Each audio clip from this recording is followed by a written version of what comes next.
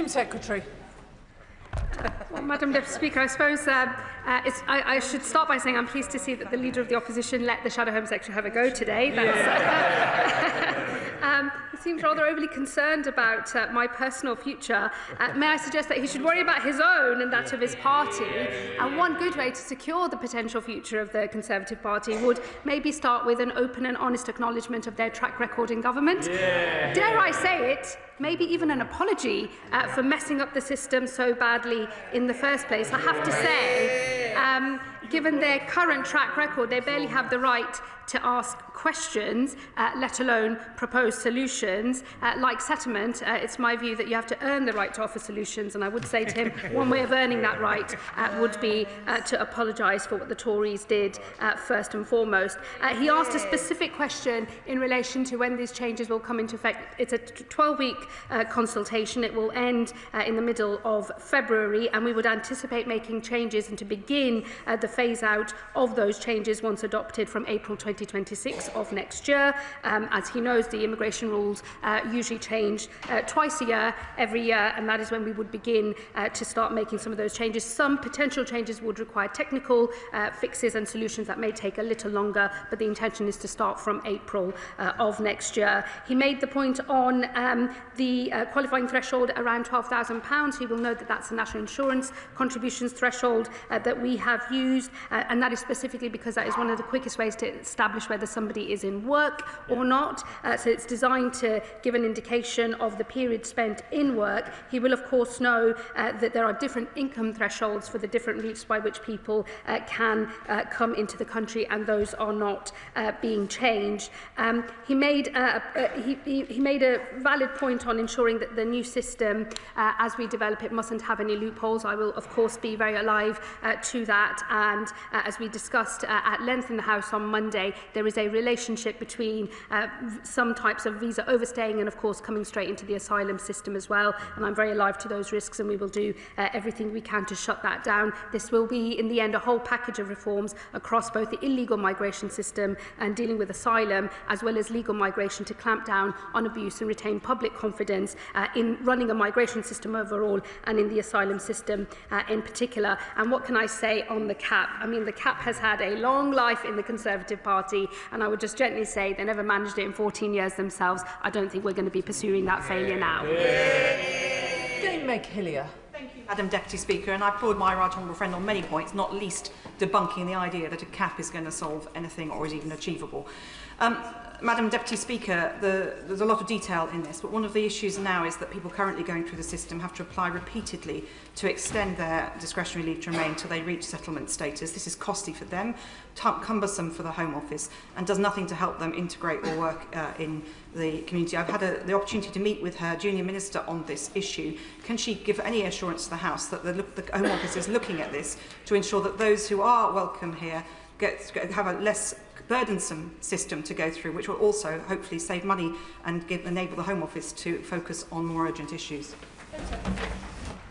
Well, my right honourable friend brings a huge amount of personal experience to this discussion, having been a minister herself and with a very august track record as a select committee chairwoman. So I will always take very seriously any suggestions that she makes, and I will discuss with my ministerial team the detail of some of what she suggests. I think our principled position is it is right that people pay fees for visa extensions. It is right that we move from a 5-year to a 10-year period, a qualifying period for settlement. We're not consulting on whether we move from 5 years to 10 years. That is already decided policy. What is set out in the consultation are some of the other questions that sit underneath that. But I would happily discuss with her, because I know she has big experience in this area, Home Office capacity and how we build a system that can work effectively, not only in terms of being delivered by the state, but providing certainty for the people that ultimately do want to make their lives in this country.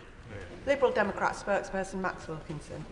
Thank you, Madam Deputy Speaker. Before I begin, I beg your forgiveness in taking a few extra seconds to reflect on the exchanges in this chamber on Monday. I would like to use the opportunity to put on the record my utter contempt for those who abuse the Home Secretary and anybody else who is abused based on the colour of their skin or their religion. That is not what Britain stands for.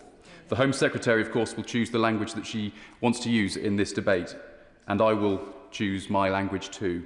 The constructive and moderate tone of voice that I and the Liberal Democrats will use in these discussions about immigration will remain, as will our attempts to help offer feedback as and when the government brings forward proposals.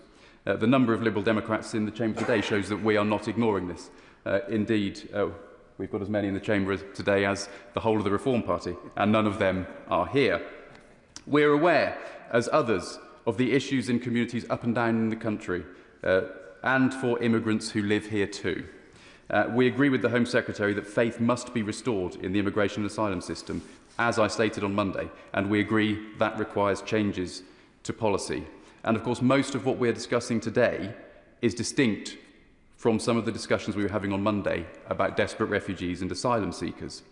We also believe that it must be acknowledged that prior to Brexit and the removal of nearly all safe and legal routes, this country had a more rational and controlled approach to immigration and asylum. That party is responsible.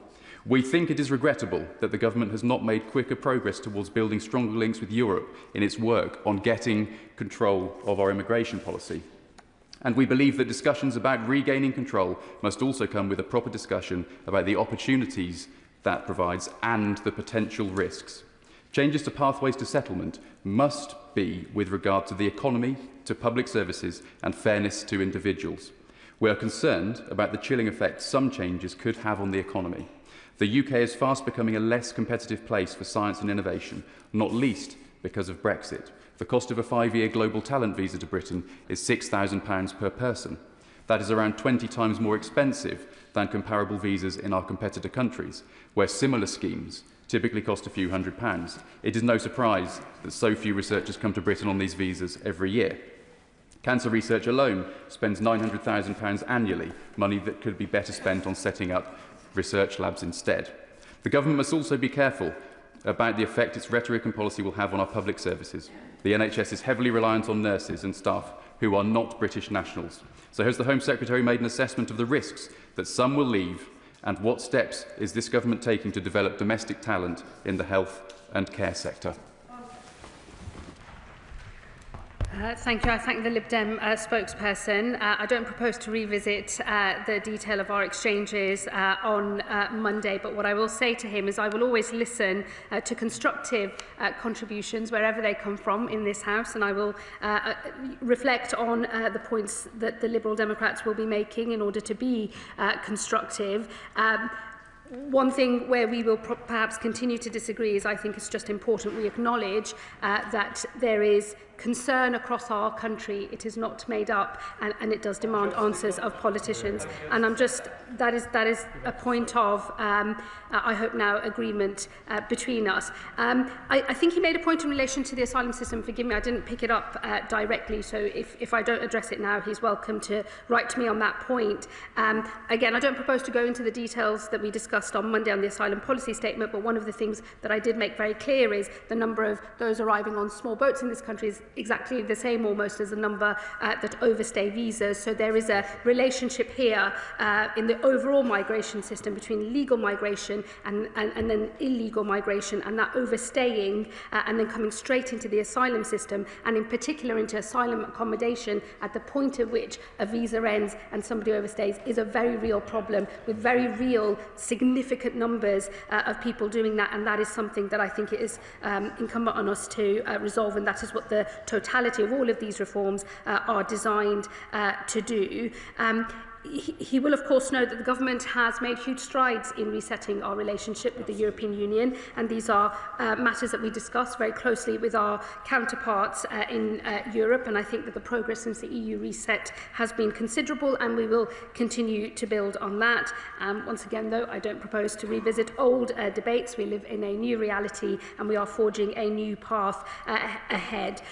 We will, of course, want to give certainty to people who are already in this country. That is what we are that is what we are doing with the consultation that we have set, and I have given certainty, for example, to British citizens who wish to bring their dependents over, those who are here from Hong Kong, where our arrangements will not change, Windrush grants, EU settlement grants as well, none of which are affected by the consultation. People have known for a while, since the government published its immigration white paper, that the qualifying period would move from 5 years to 10. He made a point about fairness to individuals. I would just gently say I agree about that, because fairness and certainty to those who've come here to work and make a contribution to our economy is absolutely important. I think what our reforms are designed to do, however, is also to think of fairness to those who are already here and building public confidence in the system overall.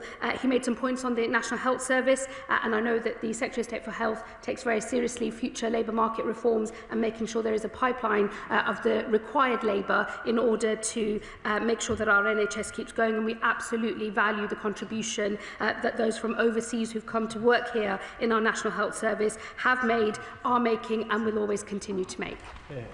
Dame Leah Griffiths. Thank you very much indeed, Madam Deputy Speaker. Well, I have a concern